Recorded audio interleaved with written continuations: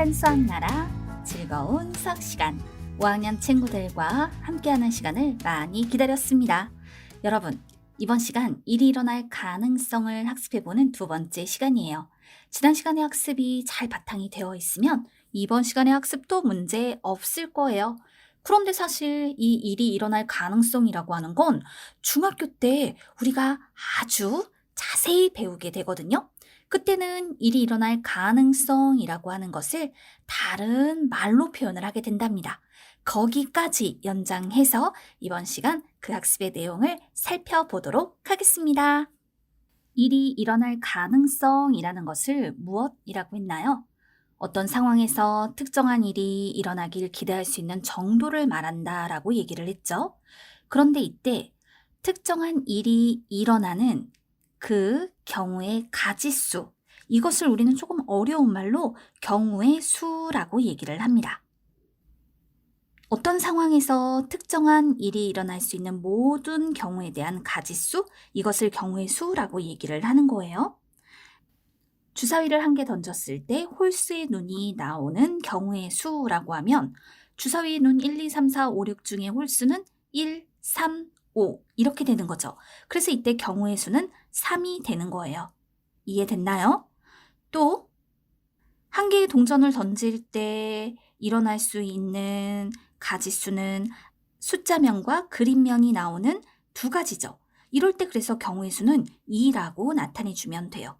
자, 조금 어려운 말이기는 하지만 우리가 배웠던 일이 일어날 가능성이라는 것에 접근하기 위해서 특정한 일이 일어날 수 있는 모든 경우에 대한 가지수를 경우의 수라고 한다라는 걸 살펴둡시다. 지금 우리는요, 초등학교 5학년 교육과정에서 중등교육과정까지의 연계성을 따져보고 있는 중이에요. 여러분 모두 잘 따라오기를 바라요. 그러면 조금 어려운 것도 하나 도전해 볼까요? 동전 2개를 동시에 던질 거예요. 서로 다른 동전, 예를 들어 100원짜리와 500원짜리를 던졌다라고 생각해 볼까요? 그럼 어떤 일이 일어날까요? 일어나는 경우들을 생각해 보면요. 100원짜리 동전은 그림면, 500원짜리 동전도 그림면이 나오는 경우가 있죠. 또 그림면과 하나는 숫자면이 나오는 경우가 있어요. 이번엔 바꿔서 100원짜리 동전에 숫자면이 나왔을 때 500원짜리 동전에 그림면이나 숫자면이 나오는 경우가 있겠죠. 따라서 이럴 때 일어나는 경우는 모두 4가지가 돼요. 그러면 서로 다른 동전 2개를 동시에 던질 때 경우의 수라고 얘기를 한다면 그때 경우의 수는 4라고 표현을 해주면 되는 거예요. 이해가 됐나요? 자, 그렇다면 우리가 살펴본 이 경우의 수를 활용하여서 다음과 같이 질문을 해보도록 할게요. 서로 다른 동전 2개를 동시에 던졌습니다. 이때 100원짜리 동전과 500원짜리 동전 둘 다 그림면이 나올 가능성은 어떻게 될까요? 라고 물어보면 전체 4가지 중에 딱 1가지 경우죠. 그러니까 우리가 배웠던 바에 따르면 그 가능성은 아닐 것 같다라고 말로 표현할 거란 말이에요. 그런데 이게 이제 중학생이 되면 이 가능성을 수로도 표현을 할 수가 있거든요. 전체 4가지 경우 중에 1가지 경우에 해당이 되기 때문에 이런 경우의 가능성을 수로 표현하면 4분의 1이라고 표현을 하게 됩니다. 바로 이런 상황에서, 그러니까 어떤 상황에서 특정한 일이 일어나길 기대할 수 있는 정도, 이것을 우리는 중학생이 되면 확률이라는 말로 표현을 하게 되는데요. 확률이라고 하는 건 모든 경우의 수분의 특정한 일이 일어나는 경우의 수라고 표현을 하게 돼요. 따라서 지금 서로 다른 동전 2개를 동시에 던졌다. 자, 이때 모든 경우의 수는 4가 되는 거죠. 그런데 그 중에서 특정한 일이 일어납니다. 둘 다 그림면이 나오는 경우의 수 하나. 그래서 4분의 1이라고 표현하면 되는 거예요. 바로 이것을 우리가 어려운 말이긴 하지만 확률이라고 표현한다라는 거. 이해가 됐나요? 자, 그럼 이렇게 한번 질문을 해보도록 할게요. 한 개의 주사위를 던졌습니다. 6의 약수의 눈이 나올 가능성은? 하고 물어보면 이런 경우 6의 약수는 1, 2, 3, 6이죠. 6개의 눈의 종류 중에 4가지가 해당이 된단 말입니다. 그러면 이럴 때 그 가능성을 어떻게 표현하면 돼요? 6분의 4. 보통 6분의 4 이걸 기하분수로 3분의 2라고 표현하게 되거든요.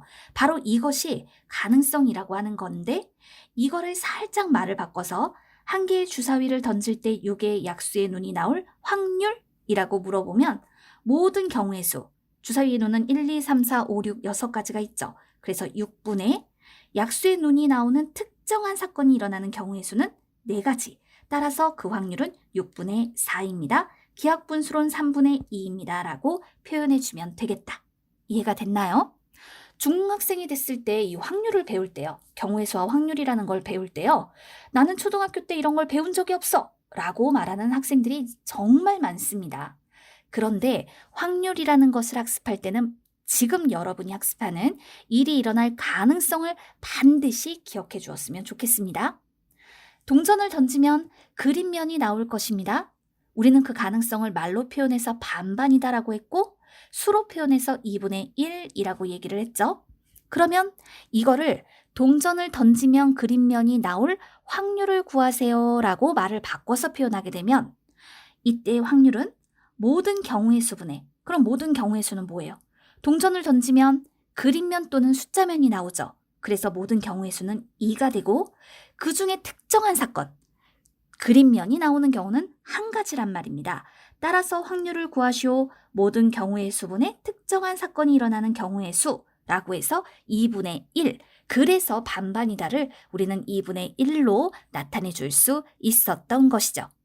잘 연계를 해줘야 합니다. 그래야 우리가 초등교육 과정에서 중등교육 과정까지를 먹고 갈 수 있는 거예요. 그러면 우리가 말한 이 확률이라고 하는 거의 성질을 일이 일어날 가능성하고 비교해서 살펴보도록 하겠습니다. 일이 일어날 가능성을 수로 표현할 때 우리는 불가능하다를 0, 확실하다를 1이라고 표현했죠. 그러면 이 확률이라고 하는 거에 대한 범위도요. 0 이상 1 이하입니다 라고 말할 수 있을 거예요. 그래서 확률을 나타내 주게 되면요. 0하고 1을 제외하면 모든 확률은 진분수의 형태로 표현이 됩니다. 반드시 일어나는 사건의 확률은 그래서 1이라고 표현을 한다는 거죠. 예를 들어서 주머니에 파란 구슬 3개, 노란 구슬 2개가 들어있어요. 그런데 이때 구슬 1개를 꺼냅니다. 파란 구슬이 나올 확률은 5분의 3이 되는 거죠. 그런데 또 다른 주머니에 보니까 노란 구슬만 5개가 들어있는 거예요. 그럼 여기에서 구슬을 꺼낼 때 빨간 구슬이 나올 확률은? 그 가능성은 없어요. 따라서 우리는 이런 경우에 5분의 0이라고 표현하는 거예요. 5분의 0은요, 항상 0이 돼요. 분자가 0인 분수는 항상 0이다. 또 하나 배웠죠? 그래서 절대 일어날 수 없는 사건이기 때문에 이때의 확률은 0이 되는 겁니다. 불가능하다, 0. 됐죠? 또 노란색 구슬이 5개 들어있는 주머니에서 구슬 1개를 꺼낼 때 그 구슬이 노란색 구슬이 나올 확률, 그 가능성? 그렇다면 5분의 5가 되겠네요. 그러니까 5개에서 1개를 꺼내는 경우의 수는 5가지잖아요. 그런데 그 중에서 노란색 공이 나오는 특정한 경우들이 5가지죠. 그러니까 5분의 5는 1. 이거는 반드시 그 일이 일어난다, 확실하다, 그래서 확률이 1이 되는 거랍니다. 확률은 수로 표현했을 때 0 이상 1 이하인 수로 나타낼 수 있다. 일이 일어날 가능성을 수로 표현했던 걸 생각해 보면 이것도 정확히 구분해낼 수 있겠죠? 이번 시간 배운 내용 정리해 보도록 할게요. 일이 일어날 가능성, 이것을 우리는 확률이라는 말로도 표현을 하게 됩니다.